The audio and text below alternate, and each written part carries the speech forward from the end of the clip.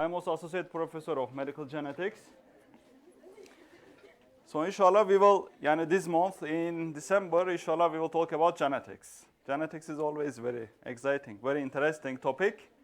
And we will mention techniques, some disorders, and what is genetics? What is genetics doing? What are we doing in genetics? And why do you need genetics, basically? And what is genetics? So first, what is genetics? What do you understand when we say genetics? Some word or some sentence or some phrase, whatever you can say. Genetics, what is genetics? Genes, yes, there are genes. Yes, just tell. Whatever you know about genetics, you can tell me. Genes, DNA, RNA. You heard DNA, RNA, right? You heard maybe also interesting RNAs, maybe interesting disorders. Yes? No? Okay, genetics, basically genetics is what makes you unique. Okay, so you are unique. You have got a DNA unique. There has been no one like you before. There will be no one like you in the future. You are unique. There will be no one like you. Or there was no one like you. Okay, so genetics study this. Genetics study the uniqueness of the people. Everyone is unique. So we are studying basically people. We are studying basically everyone, one by one.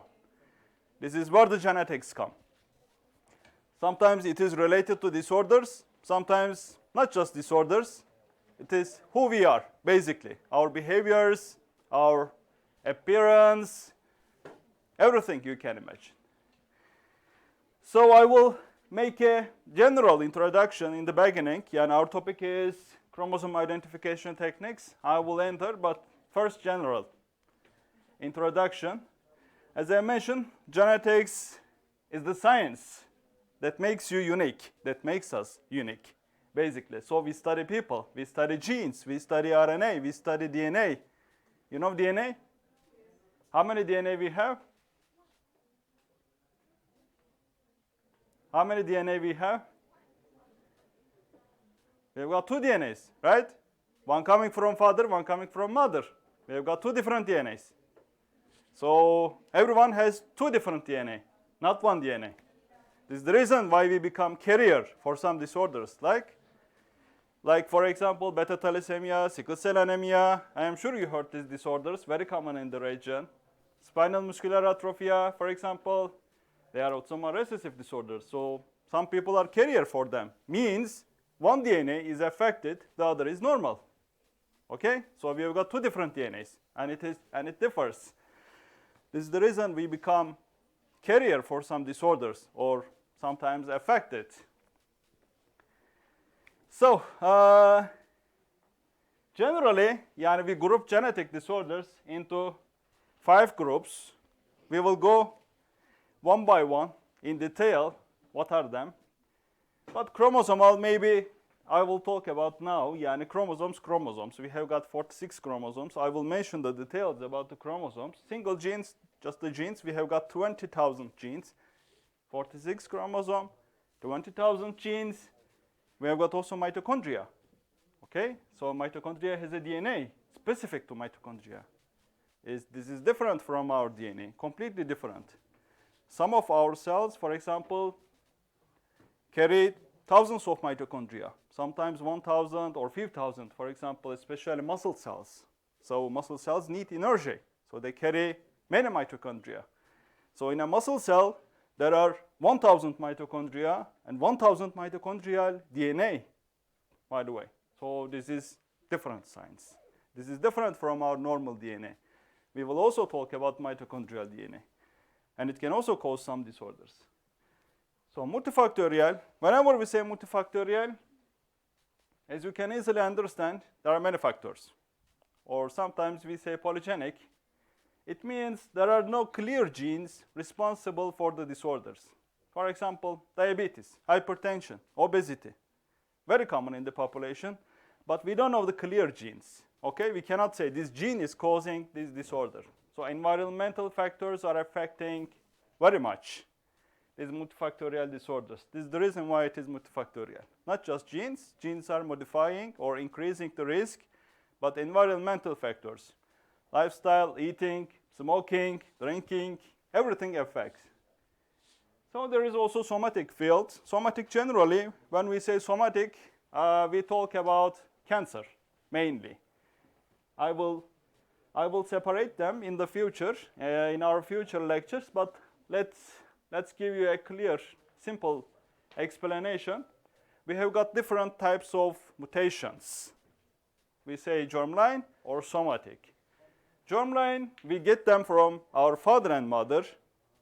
We carry them in all our cells, in all our lives, from birth to death, and then we inherit them to the next generation. This is germline. For example, beta thalassemia, sickle cell anemia. We carry these mutations from birth to death, and all our cells carry these mutations. It doesn't matter if you take blood, skin, hair, nail, it doesn't matter. You find sickle cell anemia mutation. All our cells carry this mutation. Somatic different. Somewhere in life, they occur, for example, cancer. Inside cancer, there are specific mutations. Not you can observe in other cells of the body. Very specific to cancer, very specific to that field. So somewhere in life, it occurs in a specific region.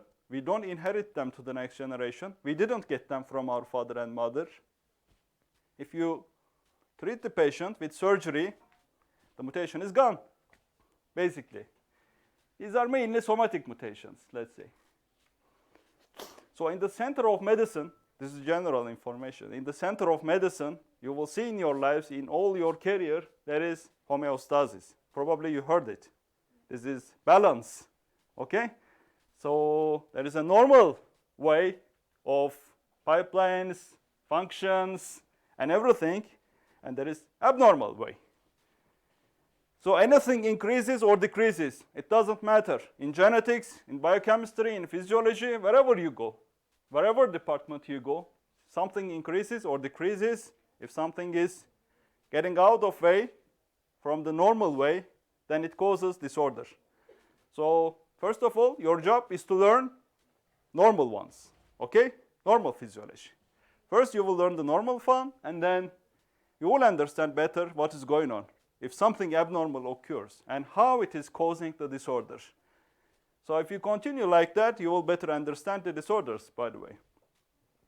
And if you better understand the disorders, you can treat them. If you don't understand the disorder, you cannot treat. Genetics, same issue occurs. For example, if the genes are more than normal, for example, Down syndrome. Do you know Down syndrome? You heard it. There is extra one chromosome, 21st chromosome, okay? If something is extra or missing, it's causing disorder. Same thing also valid in genetics.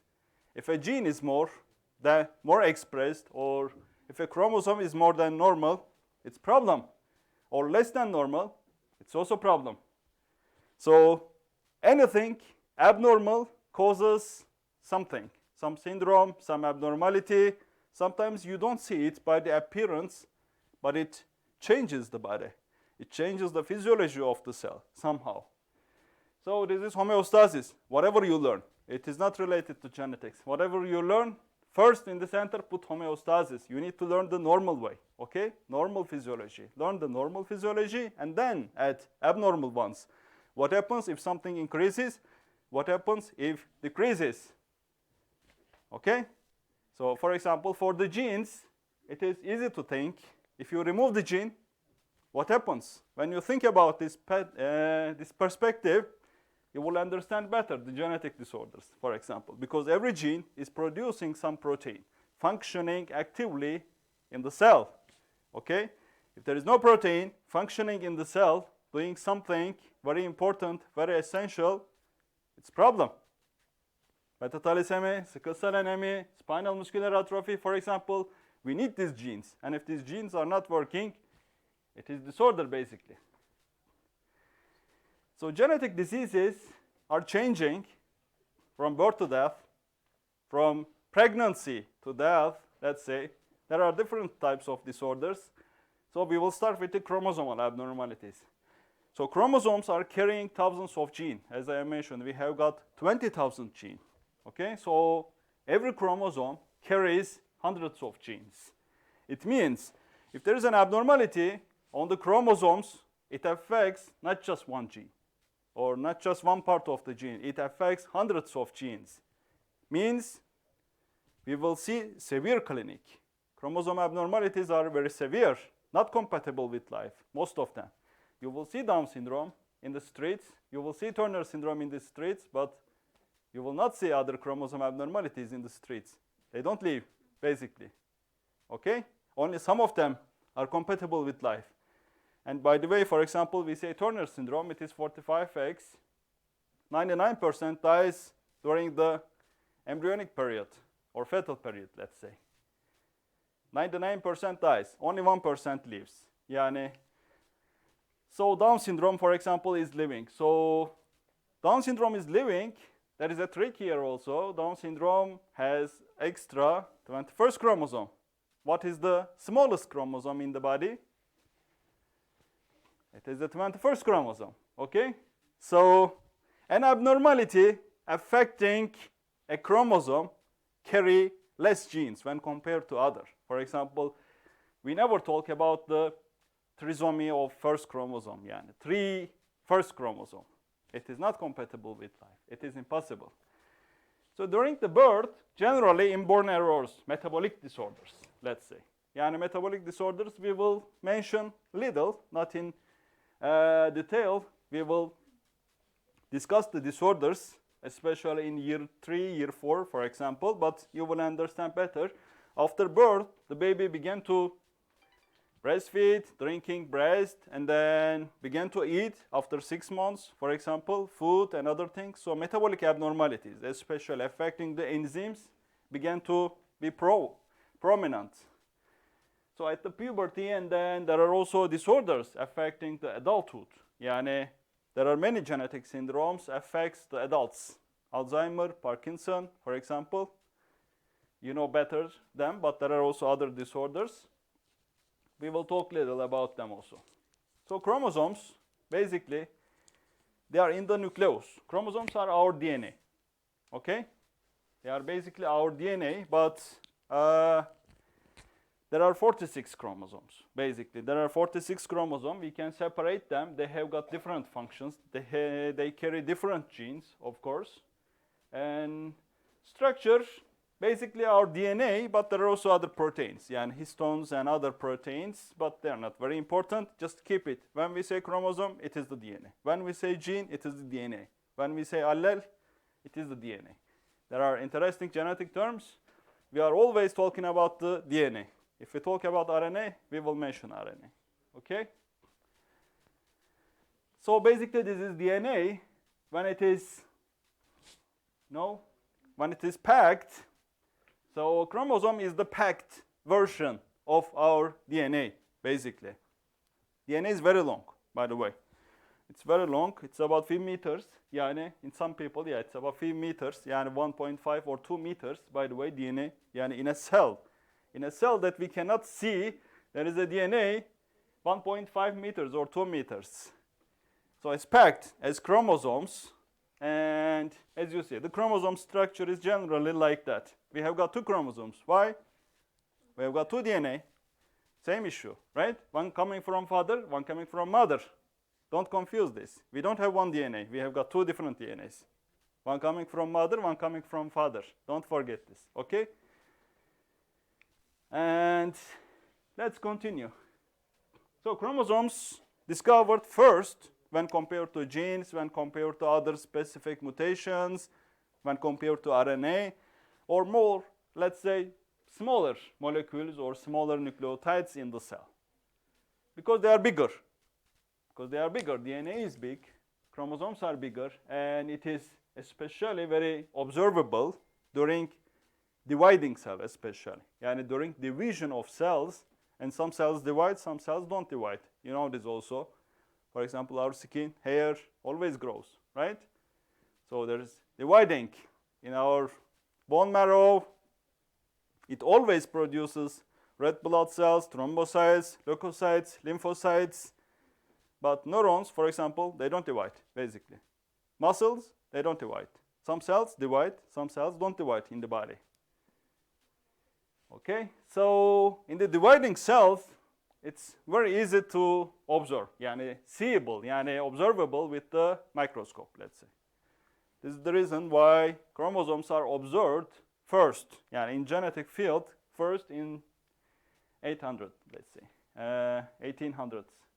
And DNA, you know DNA, double-stranded, we say, and there are some nucleotides on it. Watson and Crick found it, basically, and so genetics, we study DNA, basically. So 90% of our study is the DNA. This is our code. This is who makes you, you. What makes you, you, let's say. So chromosomes. These are chromosomes. Did you see it before? These are chromosomes. We have got 46 chromosomes. One coming from father, one coming from mother. Okay? It's easily observable during metaphase. Yani especially in the dividing cell. We will also talk about mitosis, meiosis. Maybe you heard, maybe not. But they are observable. So, for example, there is one X, there is one Y, means boy. 46 XY, it is male. If there are two X, then it is female. Okay? So the longest chromosome, first chromosome, smallest chromosome, 21st chromosome. Okay, so each chromosome carry different numbers of genes, basically. And these genes are affecting, as I mentioned, for example, trisomy 21, yani one extra trisomy 21 is compatible with life, but for other chromosomes, we are not talking about this. They immediately die during the fetal period or embryonic period. It is not compatible.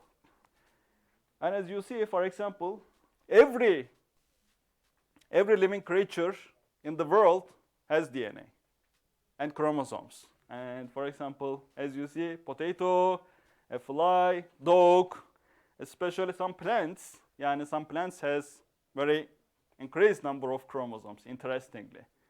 So it doesn't mean having more chromosomes, you have got more intelligence, or you have got more futures, or you have got more whatever. Let's go with the chromosome. And so this is the chromosomal shape, and each arm, we call them chromatid, basically. So chromatid, chromosome. When we say chromosome, it is two chromatid, basically. It's always double strand. Yani DNA never stays in the cell as single-stranded. Only single-stranded in sperms and oocytes. Normally, it is not single-stranded. Always double-stranded. By the way, one DNA coming from mother, one DNA coming from father, do they double strand? No, they cannot, because the bases are not same, because the nucleotides are not same. They double strand each other like that. So we have got two different DNA. We have got two different double-stranded DNA in our cells. Okay? So these arms are held together at the center by the centromere. These are centromeric regions. And in the end of arms, yes, as you know, we call them telomeres. Telomeres are important. And they are becoming more important every year. Why? Because they are related to aging. People don't want to age. People don't want to die. This is the reason why most of the research are now focused on telomeres, because people want to live more. This is the reason, and it is related to aging. Centromere in the middle, and classification according to centromere. So, yani chromosomes, we classify them. To be honest, nowadays we don't use chromosomes very frequently. We use, of course, in order to diagnose Down syndrome, for example, we are using, but mainly we are focusing on next generation sequencing systems now and trying to diagnose everything. There are many interesting syndromes. If we do chromosome analysis, we will not be able to diagnose most of the cases. So chromosomes, limited time. Whenever we are suspicious of Down syndrome, Turner syndrome, for example, it's okay to do chromosome. But otherwise, we don't study chromosomes. We just do next generation sequencing, whole exome sequencing, whole genome sequencing. We will mention them also. Don't worry. So metacentric, Center is in the middle, basically. For example, the third chromosome. And the third chromosome, center is in the middle. Okay? But first chromosome, for example, it is different. Yeah, and it is submetacentric. Acrocentric is different. Acrocentric, there is a satellite. There is a satellite, acrocentric chromosomes, 13, 14, 15, especially, and 21, 22, acrocentric. They don't have P arms. This is just a satellite. Okay? It doesn't carry genes. It doesn't carry important genes. Just a satellite. We call them acrocentric chromosomes. So normally, this is an interesting information. So normally when there is a translocation, sometimes there are breaks on the chromosomes and they can change places, for example. Some part breaking here, going here, and then some part breaking here, going here. For example, we call them translocations, we will mention. But in Robertsonian translocation, or let's say acrocentric chromosome, there is a Robertsonian translocation. Means there is no break. The whole 21st chromosome goes into 14th chromosome, increasing Down syndrome risk, of course. Because when the mother or father inherits it to the next generation, they will inherit extra 21st chromosome. Let's go. We will mention it. Acrocentric different. We don't mention this, but don't forget acrocentric. Acrocentric chromosome. 13, 14, 15, 21st, 22nd. Only 5 chromosomes. And so acrocentric chromosomes, as we mentioned, there are not important genes. Yeah, in this field, there are not genes, just satellite regions. And you also some chromosomes, for example, 16, 9, and then first chromosome, centromeric region especially. These places are not carrying important genes, and they are generally empty. And also Y chromosome, for example. It's generally empty. By the way, males carry 1X, 1Y, half of it inactive. Females carry 2X. So, anything missing in males?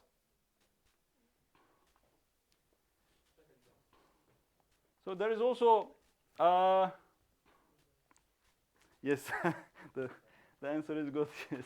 So generally, 1X is inactivated in females, as you know. Your 1X is inactivated, but not inactivation.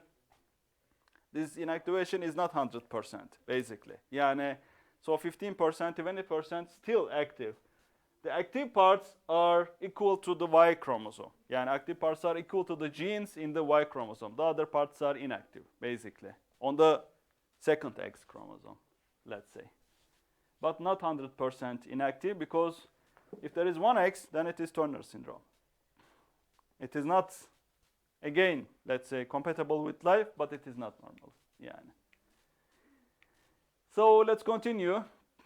Yeah, and there are some groupings also. Yeah, the group A, B, C, D, E, F, G, as you see, especially A, 1, 2, 3, the longest chromosomes, basically, the highest gene carriers, let's say, highest number of gene carriers, yeah, especially. First 2, 3, group A, B, C, D, E, F, G. Some grouping, so I'm just passing this one, sex chromosome. Whenever we talk about the disorders, sometimes we are using this grouping, yeah, sex chromosome, abnormalities or other things. Preparation, so chromosomes, as I mentioned, belongs to cells. In the cells, dividing cells especially. So cell should divide first. Second, cell should have nucleus, DNA. Some cells do not have nucleus. Some cells do not have DNA, right? Erythrocyte, do they have DNA? So in thrombocyte, in erythrocyte, we don't have DNA.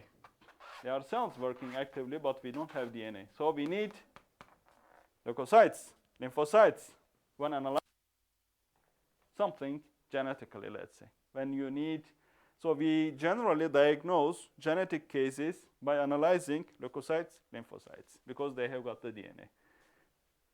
This is the reason why we need leukocytes and lymphocytes. So this is the pipeline, basically. And there are some methods.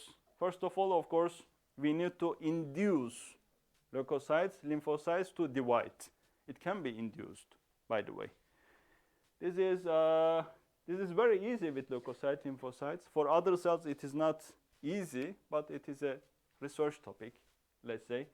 We call them induced pluripotent stem cells. You will hear this is extra information for you, but I just want to mention something interesting. So a skin cell, you can turn a skin cell into cardiac cell. Okay? This is easy. This is induced pluripotent stem cell. First, you are turning skin cell into stem cell, embryonic stem cells, and then you can induce any cell you want. Chondrocytes, joint cells, or cardiac cells, or any cells you want, any cells you need. This is a different feeling. This is a different field, yani mainly research. In diagnostic purposes used sometimes, yani in treatments used sometimes. But just keep that in mind. Generally, we take blood from the patient. Whenever a patient comes to us, we take blood and we analyze lymphocytes, leukocytes, okay? Because they have got the DNA. So, I've shown you, there is a pattern, by the way. You recognized it. There are black and white lines going on the chromosomes. Each chromosome has specific pattern. So we can understand them. Whenever we see first chromosome, we understand this is the first chromosome. There is a specific pattern, okay? Because the chromosome analysis doesn't come like that. You will remember the first pictures. It is in the cell, they are divided, separated, and it's chaos. This is ideogram also, and there is some mapping, as you see also in the chromosomes. There are white and black regions, so everyone has a name. So whenever we are naming the chromosome abnormality, a deletion, for example, we are naming according to these regions. So this is the P arm, Q arm. P petit, pensée, yani small, Q long, okay? Small arm, long arm. There is the first region, so Q arm, first, 3, 1, for example. If there is a deletion, duplication, we are naming, for example, chromosome 1, P arm, first region, and then second, and then 3, for example. We are naming it like that. This is ideogram, according to mapping. And by the way, this is, as you can guess easily, it is difficult. It is difficult to determine very specific sub-regions. Yani we can understand if this, for example, band is gone, we can understand, but otherwise it is impossible to understand. So this is a limitation of chromosomes, for example. So we can understand if there is a change, 4 million nucleotides or 5 million nucleotides, we can see it, we can understand it. But other than that, it is very difficult to understand. So process, as I mentioned, generally we induce cells to divide and they are arrested in the metaphase. This is GMSA bending, G bending or GMSA bending, you will hear. So black and white basically bends, GMSA bending, and G bending, so as you see, dark bands AT rich. So the dark bands are AT rich, means gene weak regions. Yani there are less genes when compared to the other part. In the dark regions, there are less genes, inactive. In the white regions, there are more genes, and they are active regions, basically. Okay? So analyzers, we analyze like that. Whenever something changes, it is good for us that we have got two different chromosomes, so we can compare band by band. If there is something abnormal, we understand. If there is something missing, if there is something extra, we can understand it easily. And as I mentioned, a limited resolution, unfortunately. So 4 million bases, 5 million nucleotides will change, and then we will see. But sickle cell anemia, for example, only 1 nucleotide change. So by chromosome analyzers, we cannot diagnose sickle cell anemia, we cannot diagnose beta thalassemia, we cannot diagnose spinal muscular atrophy. Okay? This is different, yeah. G bending, basically, yani, in genetic field, basically, all the diagnostic techniques depends on some painting. Okay, you paint the chromosome, you paint the DNA, RNA, or proteins also, not just DNA, RNA, sometimes proteins, but most of the mechanism depend on painting. So there are different paints, basically. GMSA is one of them, and most commonly used in chromosome analysis and routine karyotyping. As we mentioned, it is limited, unfortunately. Chromatin and same logic as we mentioned, in the dark regions, there are less genes, they are inactive. These are heterochromatin regions. White regions, they have got more genes, more active regions, they are achromatic regions, achromatin. As you see also here, heterochromatin, dark bands, achromatin, white bands. Same issue here, dark band, heterochromatin, white band, achromatin, more active, more genes. Okay? So naming is done according to ideogram. I mentioned a little. So for example, third chromosome, P arm, and then second region, and then another second region or first region. So 3P, 2, if you see in the report, or if you see, for example, some of your family has gone to karyotype analysis, has done something, so there is a deletion, duplication, or translocation, you see something 3P, 2, it means that third chromosome, short R, second region, okay? When you see the genetic report, you will understand. R banding, R mainly means reverse. So it is the reverse of G banding, GMSA banding, let's say. Completely reverse of it. So the dark bands become white bands, and white bands become dark bands here. We don't use very frequently, but just for you to understand. C banding, centromer, as you see. Centromers are black. It is specifically targeting centromers. As I mentioned, there are different types of bending, there are different types of painting. Whatever you need, we are using it. Q bending, especially the parts that are not very active, let's say. Yani the parts that are not very active, actively working, yani you see them in white regions. Yani. Sorry, dark. Yani here, for example, 9 chromosome, it doesn't work very well. The below centromer, it doesn't work very well. Quinactin, we don't use it very well. For chromosome Y, it is useful sometimes. And so during the division, yani if we can catch them and synchronize cell division, sometimes we can catch, yani we can determine very specific subregions also. Yani it's possible to determine very specific subregions. We call it high resolution technique. And to be honest, we don't use very much, as I mentioned. Yani nowadays, yani next generation sequencing, we just do whole genome sequencing. Whole genomes are started already, you know that. Yani Qatar, Saudi Arabia, Kuwait, Bahrain started also. Emirates continues, and most of the countries does whole genome sequencing. Why? We are trying to determine the variant frequencies, the frequency of disorders.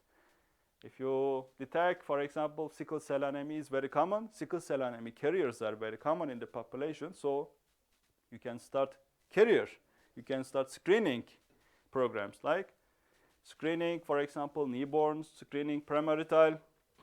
And for example, Emirates, it started 550 genes or something like that. And premarital screening. If the diseases are very common in the population, in order to prevent them, it's better to prevent. If the disease occurs, there is no treatment most of the time, unfortunately. It's better to prevent. In order to prevent, you need to screen.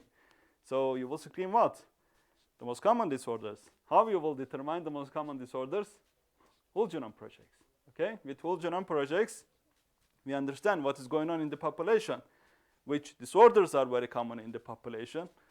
So, for example, spinal muscular atrophy, beta thalassemia, sickle cell anemia, alpha thalassemia.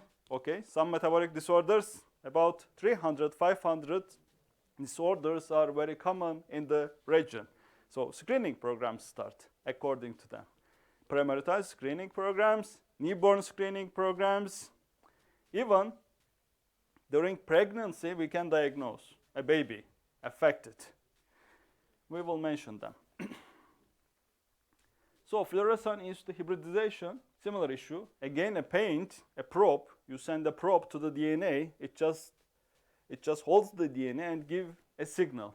So we understand if this part is present or absent, basically. But very targeted approach. We don't see the whole chromosomes. We see only a region. This is from osmosis. By the way, you can reach osmosis. Yeah, my recommendation, osmosis is very good for you to understand. You can start an account also up to date. Up to date is very good. Because nowadays people don't read very much. When I was in medical faculty, we were reading too much books, of course. But on internet, it was difficult to, of course, to reach clear information. This is but now it's easy. So I'm sure you will not read all the books, thousands of pages. So it's better to focus on some specific areas.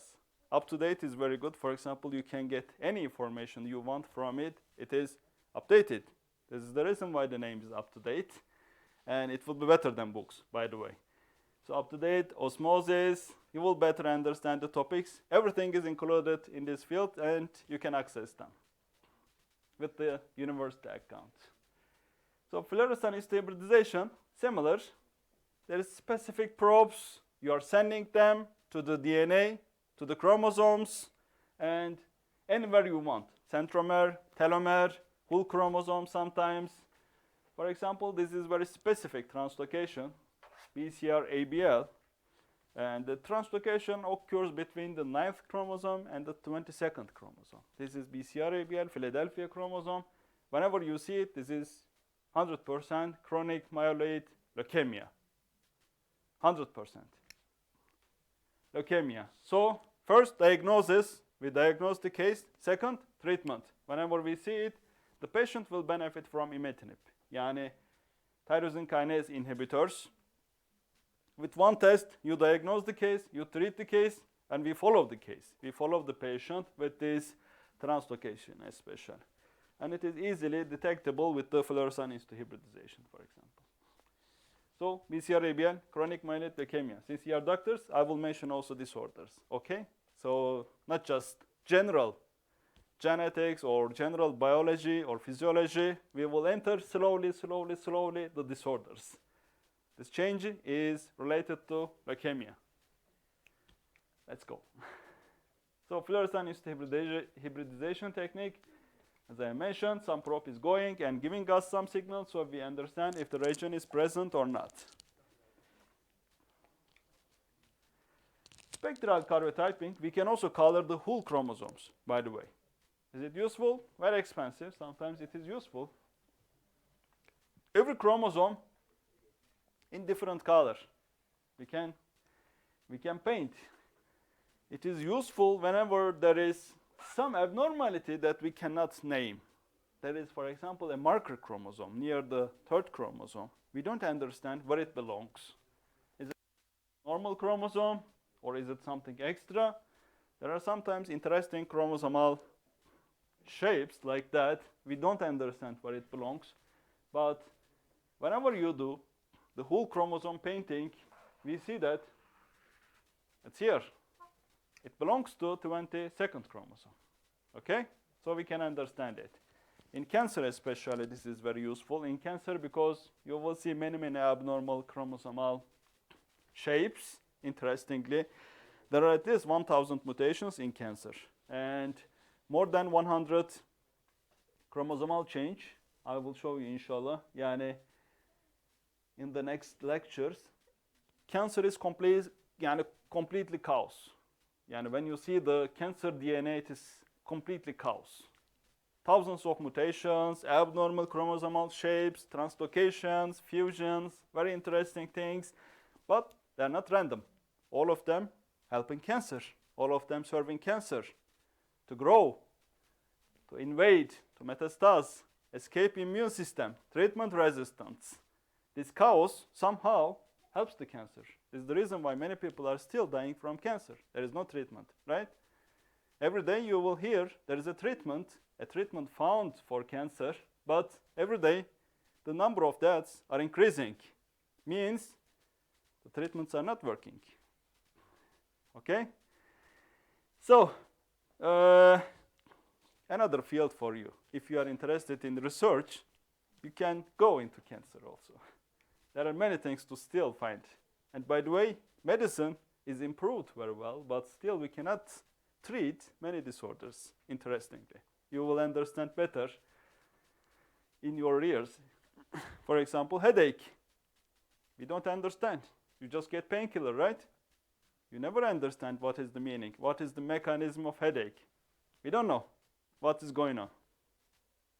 Still, there are many things you can search, you can find. And don't think that medicine is improved very well with the technology, with everything. Everything can be treated. It is not. We cannot treat everything. Okay? You will find. Some of disorders, the treatment, you will find. So, comparative genomic hybridization, as we understand, we compare normal one with the abnormal one. So we understand what is missing, what is not missing. Like chromosomes, but just it is, especially we try to understand in array CGH whenever we say, so you will hear these tests, by the way, in your daily life, yani in your career, just keep them in mind. Yani chromosome analysis, when we do it, for example, analyzing Down syndrome, keep that in mind. Yani small deletions, duplications, what do?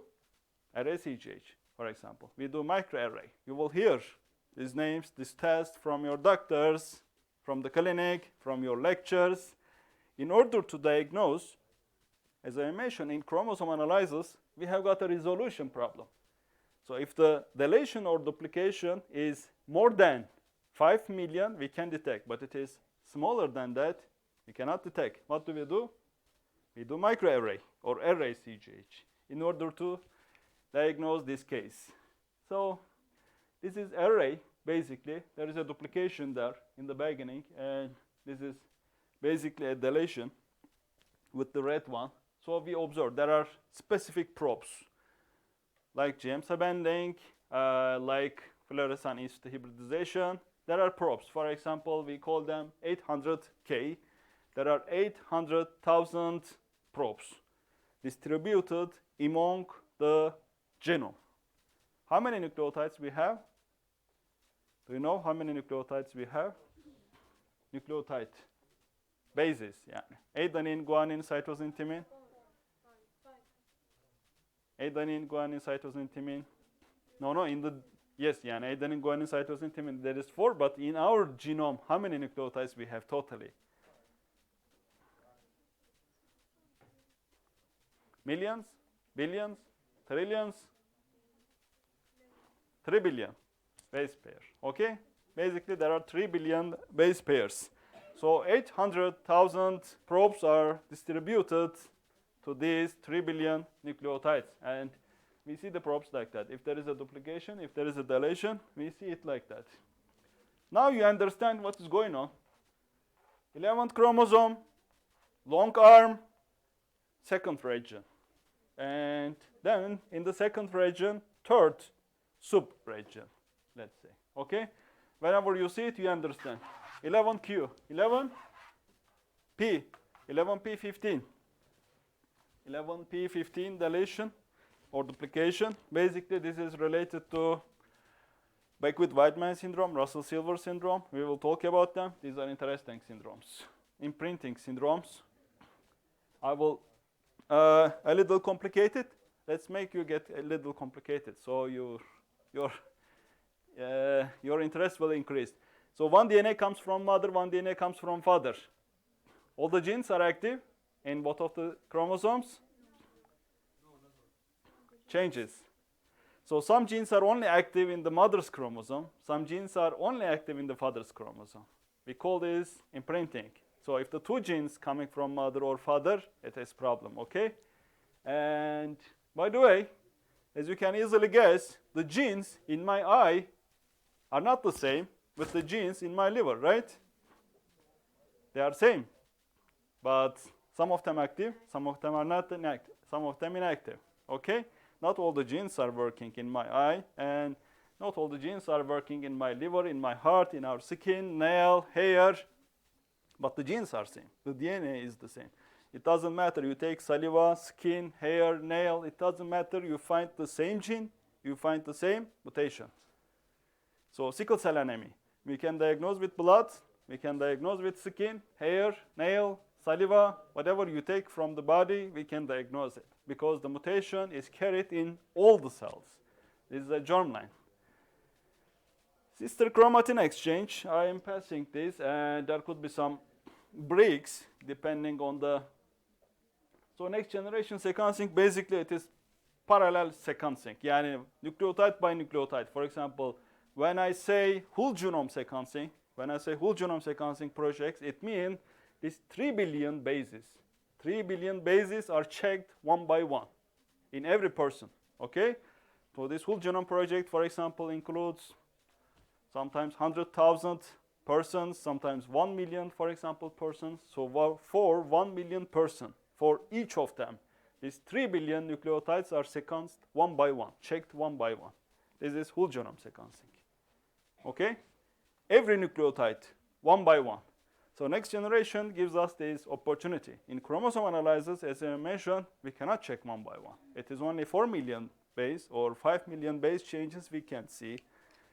In array, it is also similar issue. For example, 100,000 nucleotide changes we can observe. But if we want to analyze one by one, we need NGS, next generation sequencing system. So sickle cell anemia, thalassemia, spinal muscular atrophy, and this kind of disorders we diagnose with next generation sequencing.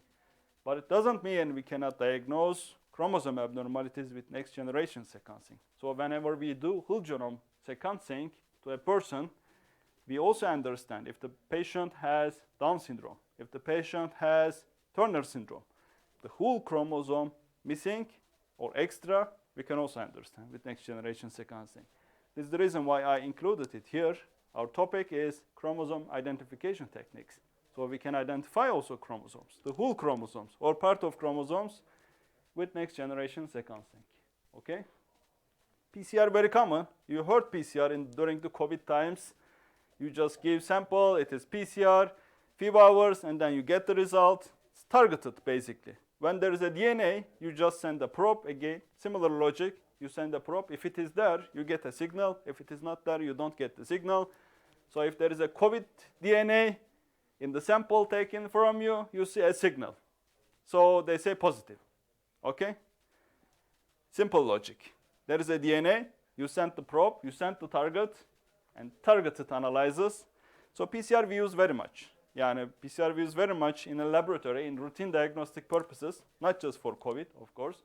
I have shown you, for example, BCR-ABL, some specific genes, some specific fusions, some specific targets we can easily detect with PCR. But you heard it with the COVID, I'm sure. So some techniques, and karyotyping, G-banding, we mentioned, fluorescent hybridization, we mentioned, and fluorescent hybridization, I have shown you also BCR-ABL translocation related to leukemia. Karyotyping, don't forget, Down syndrome. Tomorrow, inshallah, we will talk. And CGH, FISH, array, NGS, PCR. This is the summary, okay, for today's lecture. If you have any questions, you can ask anytime you want.